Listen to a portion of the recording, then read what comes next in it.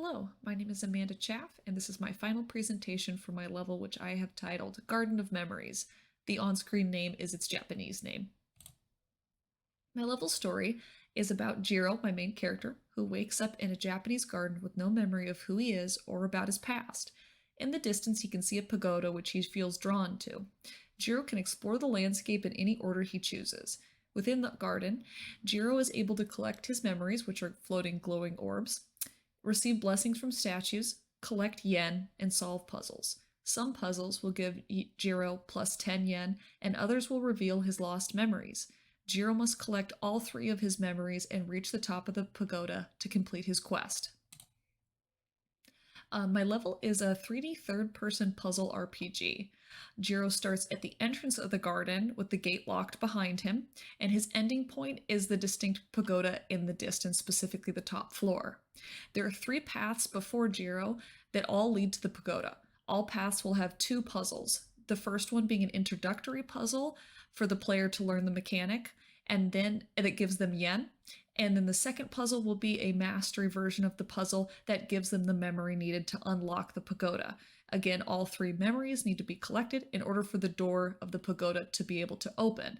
The player is also able to collect yen, which is plus one each, solve other puzzles, and receive blessings from statues. All of these are optional.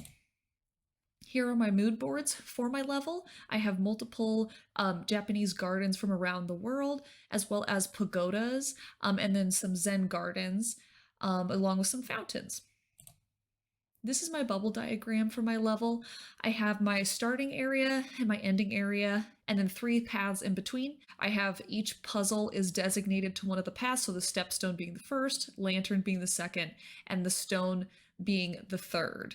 I have some statues that are spread out. There are three of those in total. I have bridges on two of the paths, and then we can find yen throughout the entirety of the level. Again, the yen found outside of the puzzles is plus one, and the yen found inside of the introductory puzzles is plus 10, so there's a little more incentive to collect those. And then we have the main objective being the pagoda, and then all of our different types of paths in between.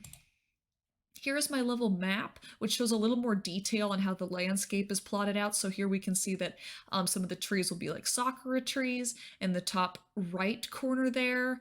And then we can see also where each puzzle is and a closer proximity of how the distance would look compared to the level, whereas the bubble diagram was a little more rudimentary. The stone puzzle involves the player rolling a stone onto a sand pit, which is a pressure pad. The lantern puzzle involves the player lighting lanterns using E to interact. And then the stepstone puzzle is, just as it sounds, the player steps on different tiles, which in a certain order to unlock chests. Here is my level map with the different paths and the objectives marked. So all of the X's, the blue X's, are optional. So that would be the yen, that would be the introductory puzzles, that would be the statues, and then the stars being all the memories. Again, those are main objectives. They need to be done. Then we can see the paths in between. It may look a little confusing at first, but I just wanted to make sure that the player was aware that each of those mandatory objectives need to be within their path that they take. So we can see them all sort of overlapping there, but still ending at the pagoda at the end. Here is some images from the block mesh portion of our level. This was a little more rudimentary version of my level. No mechanics were implemented yet, so we can see that in the top left that chest is open, displaying its contents, as there was no way to open the chest if it were to be played. So this was how it looked in the very beginning. Some testing notes were that the players had difficulty on the stepstone puzzle. It wasn't giving enough player feedback, and the players were unaware of when the puzzle would start over. I added more player feedback to help with this issue. The players explored a lot more than I anticipated. I didn't think that they would want to go all over the map and collect all the coins, but they sure did. And then on the stone puzzle, the players did accidentally put the stones on the wrong pressure pad, but they said that that added to the experience. I'm glad that I added a text render above that treasure chest that gave them a clue as to why they were wrong in that instance. In the future, I would like to add more to the UI in game, especially, and also change the data that's collected in the end, as well as update my block mesh to full assets. And overall, the players had fun. I got good feedback. Here is my player test data of all the playtests overlapped. We can see here that everything was pretty consistent.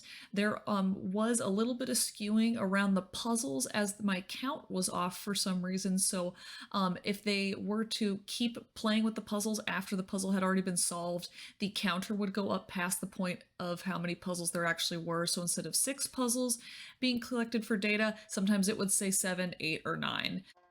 All right, this is my final build, and let's go look around.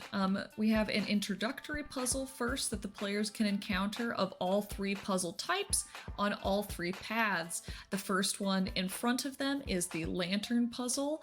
They are prompted to press E to light the lantern. This opens the chest, and they can collect 10 yen. All of the starter puzzles have the 10 yen in the chest. Meanwhile, the yen found around the level is just +1.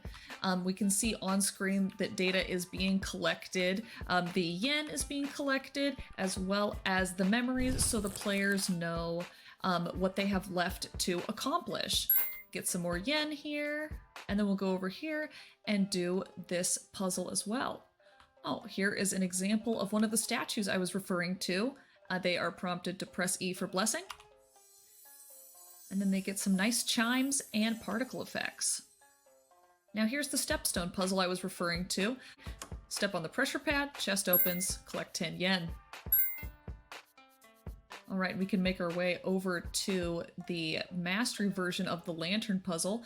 The lanterns time out after 5 seconds, so they have to make sure to light them quickly in order to get the chest open.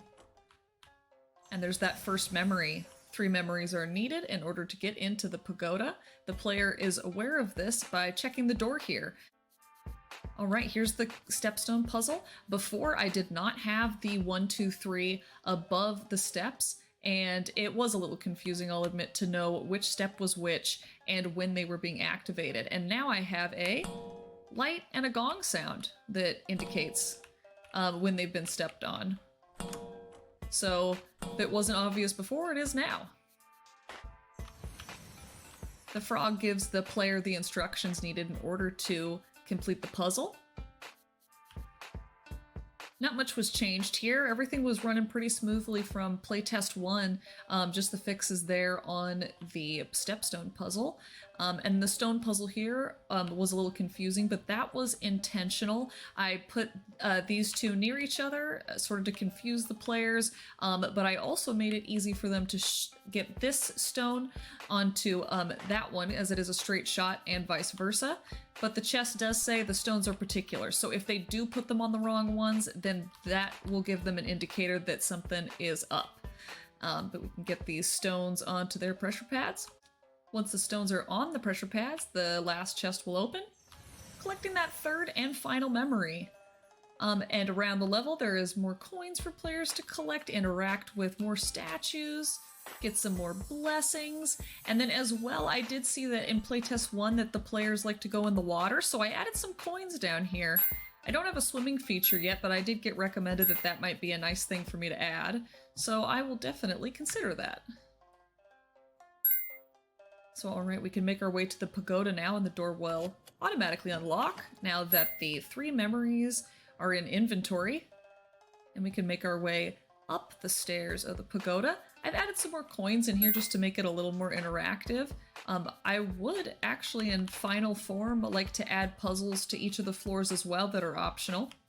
But then the player will make it to the top here and see this glowing Toro, which I also added in between playtesting. I thought that would make it a little more fun and final, like a finish line that they've made it to. And then once they hit the Toro lantern, the data will pop up and they can see everything that they've accomplished. So we got 3 memories, 6 puzzles, 39 coins, and 2 statue blessings. Thanks for watching.